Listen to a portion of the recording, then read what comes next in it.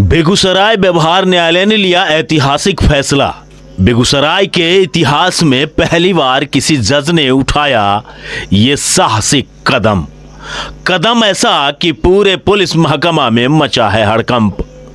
जी हां, आज आप सभी को यह खबर जरूर देखनी चाहिए, क्योंकि आज हम दिखाने वाले हैं बेगूसराय जिले की एक ऐसी घटना जिसे याद कर आज भी जिलेवासी सिहर उठते हैं। मानवता को तार तार कर देने वाली घटना ये वर्ष 2014 की है, जब जिले में अपहरण का बाजार गर्म था। आम लोग डरे सहमे रहा करते थे। जंगल राज के जाते हुए दिन थे और बिहार में नीतीश कुमार के सुशासन की हुंकार थी। चुनावी वर्ष था, आचार संहिता लगी थी, फिर भी दिन दहाड़े आम लोगों के बच्चे उठाए जा रहे थे। आम जनमानस जंगल राज से त्रस्त था और पुलिस अपहरणकर्ताओं के सामने सरेंडर कर चुकी थी। जिले में एक सप्ताह के अंदर तीन मासूमों के अपहरण से जिले में गुस्से का गुबार दिख रहा था, तो जिला प्रशासन अपनी प्रतिष्ठा बचाने की हर जुगत और जुगाड़ में भिड़ी हुई थी। चारों तरफ उस वक्त भय दहशत का वातावरण बना था और इस परिस्थिति को देखते हुए बेगूसराय के बुद्धिजीवियों ने जनता के गुस्से को शांत करने एवं पुलिस प्रशासन पर कानून व्यवस्था को बहाल करने के दबाव को लेकर अपराध विरोधी संघर्ष समिति का गठन कर लिया था। इस अपराध विरोधी संघर्ष समिति में सभी दलों के लोग सदस्य थे। एक सप्ताह के अंदर अंदर तीन मासूमों के अपहरण से थर्राया और गरमाया बेगूसराय। 6 वर्षीय पीयूष के छत बिछत लाश मिलते ही जिलों के लाखों लोगों के आंखों में खून के आंसू उतर आए थे और नवगठित अपराध विरोधी संघर्ष समिति के सदस्य सड़कों पर उतर आए। और फिर तत्कालीन एसपी हरप्रीत कौर तथा डीएसपी राजकिशोर सिंह के क्रूर पुलिसिया डंडे ने अपना काम शुरू कर दिया।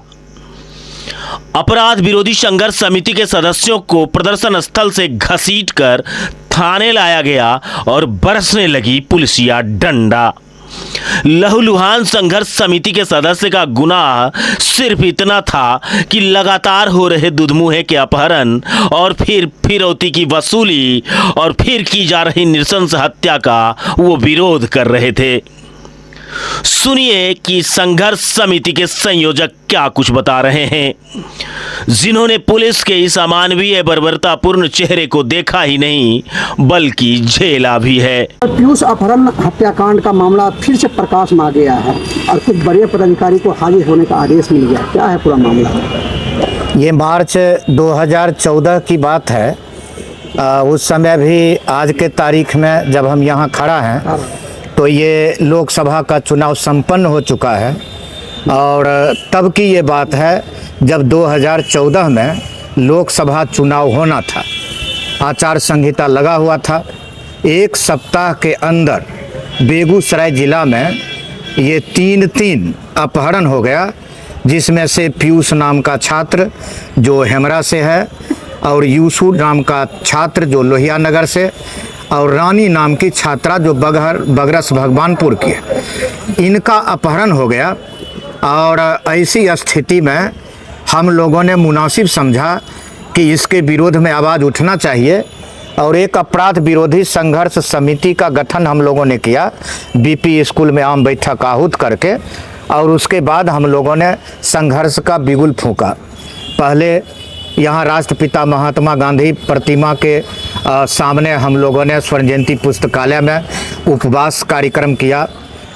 तत्कालीन पदाधिकारी जो भी थे, एसपी हरप्रीत कौर से लेकर अन्य पदाधिकारियों को हमने आवेदन दिया, लेकिन उस पर कोई कार्रवाई नहीं होने के बाद हम लोग अंततोगत्वा बेगूसराय बंद का आह्वान किए थे और एक शांतिपूर्ण जुलूस हम लोग निकाले थे बस स्टैंड बेगूसराय से।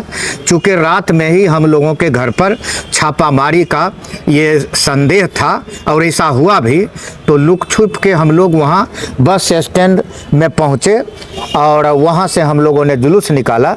लेकिन पावर हाउस रोड पर आते आते हम लोगों को चारों तरफ से घेर लिया गया और वहाँ से हम लोगों को गिरफ्तार किया गया हकीकत यह है कि हम लोग बिल्कुल शांतिपूर्वक हम लोग जुलूस में भाग ले रहे थे और वहाँ से गिरफ्तार करके नगर थाना लाया गया।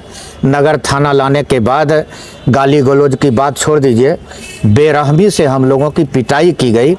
हरप्रीत कौर जो एसपी थे उनके मौजूदगी में टेबल पर लिटा के एक अपराध कर्मी के साथ भी वैसा व्यवहार हम लोग आज तक करते नहीं देखे हैं जो व्यवहार वहाँ किया गया। अभी भी जब जब सीजन बदलता है तब तब ये बायां कान जो हमारा है वो उसमें हल्का सूजन आ जाता है, कम सुनाई देता है, हल्का दर्द। चूँकि जो चाटा मारा गया था तो फिर जेल में जाने के बाद हम लोगों को गिरफ्तार करके जेल भेजा गया और वहाँ से आदेश लेके हम लोग आए, सदर हॉस्पिटल से इंजरी बनवाए और फिर कोर्ट में हम लोगों ने जो मुकदमा दायर किया और उसी मुकदमा के सिलसिले में ये सम्मन जारी किया गया। उसके बाद भी ये कोर्ट में उपस्थित नहीं हुए तो आज के तारीख में उनके ऊपर ये वारंट जारी किया गया है। इसमें तत्कालीन एसपी हरप्रीत कौर एसपी हैं, उस समय के डीएसपी राजकिशोर सिंह हैं, सदर सीओ निरंजन कुमार हैं, सदर अनुमंडलाधिकारी महोदय सत्य प्रकाश मिश्रा जी हैं। जब हम आपके सामने अभी इंटरव्यू दे रहे हैं तो सबसे पहले हमें इस बात की दुख है कि सदर एसडीओ सत्य प्रकाश मिश्रा जी अब हमारे बीच नहीं रहे। हम नमन करते हैं, श्रद्धांजलि देते हैं और ये मेघनाद ये नगर थाना के ये सिपाही, इन तमाम लोगों के खिलाफ जो हम लोगों ने मुकदमा किया और हमारे अधिवक्ता प्रमोद कुमार जी के देख रेख में और तब आज के तारीख में उन लोगों के ऊपर वारंट जारी किया गया है। देर ही सही, लेकिन जो कहा जाता है कि न्याय की जीत, तो ये न्याय की जीत हुई है और ये बेगूसराय ज़िला के आम आवाम और जनता की जीत है। और हमने एक इस तरह का मैसेज देने का काम किया है कि कोई अगर नियम कानून से अलग हटके अगर इस तरह से कोई तानाशाही रुख अगर बेगूसराय की सरजमीन पर अगर कोई पदाधिकारी अख्तियार करता है तो हम लोग सिर्फ धरना प्रदर्शन के माध्यम से ही नहीं, कानूनी लड़ाई भी उनके खिलाफ लड़ते हैं।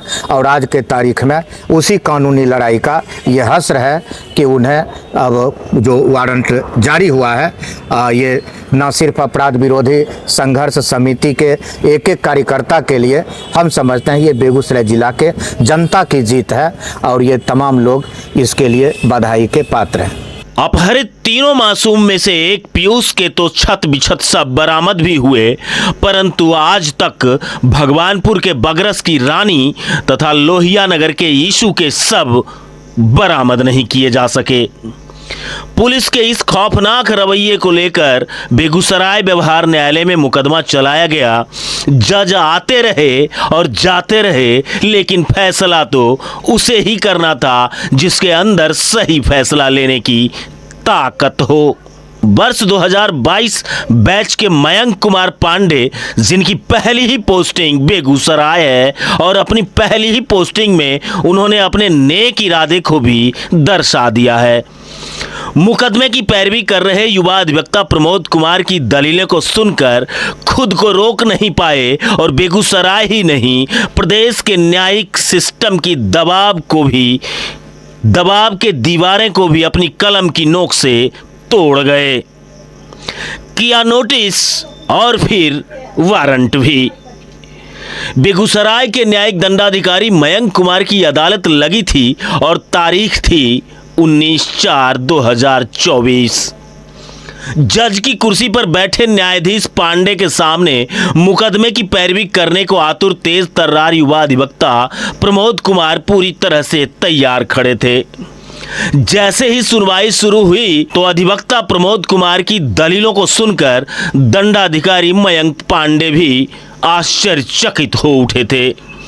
उनके सामने अपराध विरोधी संघर्ष समिति के सदस्यों की वेदना करा रही थी, तो दूसरी तरफ मुकदमे में बनाए गए अभियुक्त तत्कालीन एसपी, डीएसपी, एसडीपीओ और सीओ तथा थाना कर्मी पर लेना था एक्शन, जो अब तक कोई ले न सका था। वकील प्रमोद कुमार की दलील और गवाहों के बयान ने अदालत का कलेजा चीर दिया था और फिर आया आदेश, लिया गया निर्णय, निकाला गया सम्मन और सम्मन के बाद अब वारंट। सुनिए कि मुकदमे की पैरवी कर रहे अधिवक्ता प्रमोद कुमार इस विषय को लेकर क्या कुछ कहते हैं। यीशु और रानी का भी अपहरण हुआ था, लेकिन उसका आज तक पता नहीं चल पाया है। पूरा मामला क्या था और क्या जानते हैं?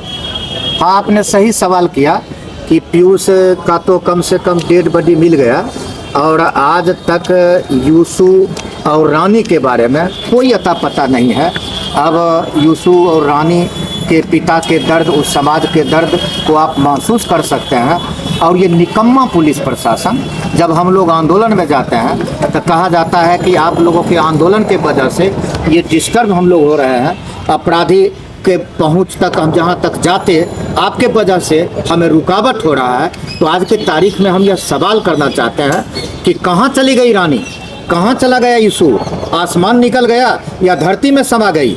इसलिए आज तक प्रशासन क्यों नहीं पता कर पाया कि आज ये बेगूसराय जिला का ये होनहार बेटी और वो होनहार बेटा, ये रानी और यीशु का अता पता क्यों नहीं चल पाया?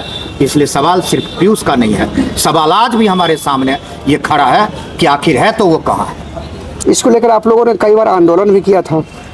कई बार आंदोलन हमने किया और आंदोलन का जो स्टेज होता है स्टेज वाइज हमने आंदोलन किया।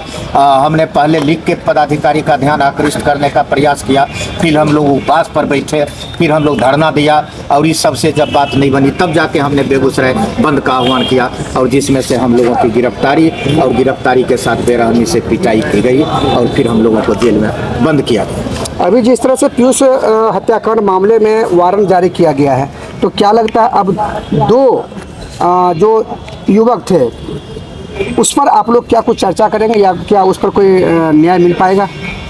हम एक बार आपके माध्यम से हम इस सवाल को प्रशासन से ये फिर हम पूछ रहे हैं और फिर अपराध विरोधी संघर्ष समिति का हमने जो गठन किया था, हम फिर अपने जो हमारे सदस्य हैं उनसे जरूर हम इस मुद्दा पर बातचीत करेंगे और जो भी सामूहिक राय बनेगा उसके आधार पर हम लोग इसको फिर हम पुनर्जीवित करेंगे।